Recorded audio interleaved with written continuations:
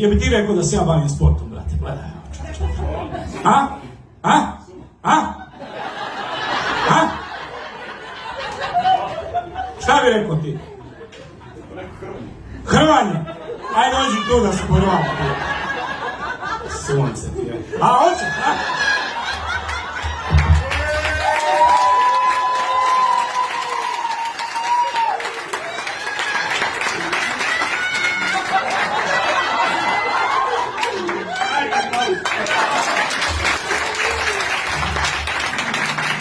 Dobar je.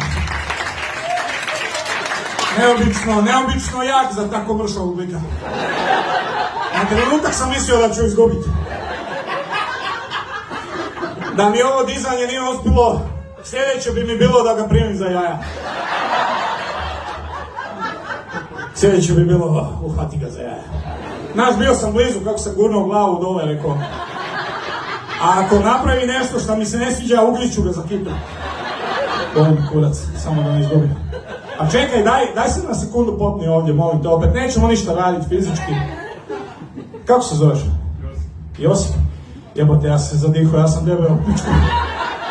Josip, pazi ovo, kog ja pozovem da se hrvamo, frajer ima sliku posljednje večere.